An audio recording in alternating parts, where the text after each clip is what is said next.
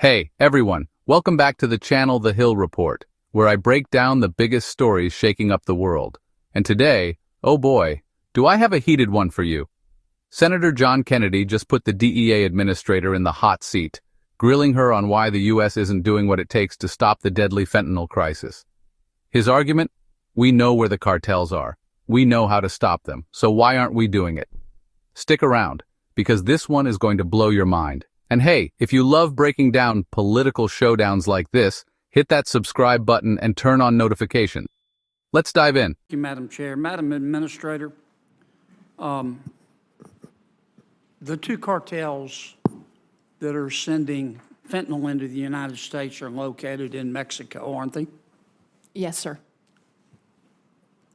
And isn't it a fact that we could stop those cartels in their tracks if President Lopez Obrador would invite American military and/or law enforcement personnel to come into Mexico and work with his military and law enforcement personnel? Senator, what I would say from my purview as the head of the DEA. But is my statement true or not? What I would say is that we're focused on the two cartels, who we believe are doing exactly what you say. They're responsible for the fentanyl coming Let me into ask the you United again. States. If President Lopez Obrador invited the American military and/or American law enforcement officials to come into Mexico to work with the same in Mexico, we could stop the cartels, could we not?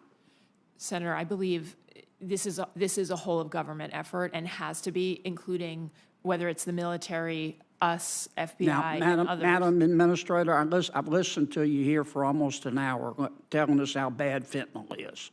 Thank you for that, but we know. Yes, sir. I'm going to ask you a third time. If President Lopez Obrador invited the American military and/or law enforcement personnel to come into Mexico and work with the same in Mexico, we could stop the cartels. Isn't that a fact? So, Senator, I can speak to the law enforcement side of this, and you just mentioned law enforcement. I believe that this is vital for both Mexico and the United States. Mexicans are dying as well, as we showed in the Chapitos. Well, then why don't we stop them? So would it help? Let me ask you a fourth time. Would it help if President Lopez Obrador, I don't think it's a complicated question, Madam Administrator. You're asking us for more money every year, more money, and it gets worse, worse, and worse. You know, in the real world, the nitty-gritty of the real world, when you fail, you get fired. In government, when you fail, you get more money because obviously you need it. Now, let me ask you a fourth time. If President Lopez Obrador, and I'd appreciate an answer, if President Lopez Obrador invited the American military and/or law enforcement personnel to come into Mexico and work with his, we could stop the cartels, couldn't we? I believe, Senator, that we can stop the cartels. Okay, have you made that suggestion to President Biden? If I could, I believe that we can stop the cartels by... Have you made that suggestion to President Biden? Senator, I have been very vocal in the whole of government setting on the importance of fentanyl and all of us using every single effort and authority that we have. Why hasn't President Biden done it? I mean... That brings us to his next big point. Kennedy lays it all out. The U.S. economy is 18 times bigger than Mexico's. The U.S. buys $400 billion worth of goods from Mexico every year. Without U.S. support, Mexico's economy would collapse. So he asks, why doesn't the U.S. use this leverage? Why doesn't President Biden call up Lopez Obrador and make him a deal he can't refuse? A deal that forces Mexico to let U.S. forces come in and wipe out the cartels? Again, the DEA administrator dodges the question. This is the way the American people, whose sons and daughters are dying, look at it. Our economy is $23 trillion. Mexico's economy is $1.3 trillion. Ours is 18 times bigger. We buy $400 billion every year from Mexico.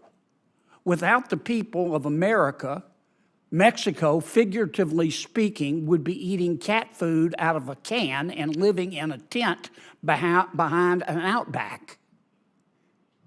So why don't you and the president, embarrassing no one, get on the phone and call President Lopez Obrador and make him a deal he can't refuse to allow our military and our law enforcement officials to go into Mexico and work with his to stop the cartels. Why don't you do that? Senator, what I am doing every single day is working with the incredible men and women of DEA who are risking their lives across 334 offices worldwide. And I appreciate that, but you're not doing what would work. Why won't you do what will work? Senator, why don't you call the president this afternoon and say, Mr. President, let's call President Lopez Obrador privately and make him a deal he can't refuse. Because we both know that President Lopez Obrador has neither the ability nor the will to stop the cartels. But yet we go along and pretend that they're our friends, and Mexico is our friend. But he has criminal organizations that are killing our people. And you know how to stop it. And the president does. And you're not doing it. Senator, we are working every day to stop it. But you're not doing what would stop it. We are transforming, and we are working in countless ways across the globe to do what needs to be done for the American people. And there is nothing that the men and when women... it's important to you, you make it happen. When it's not important to you, you make an excuse. Your thoughts in the comments below.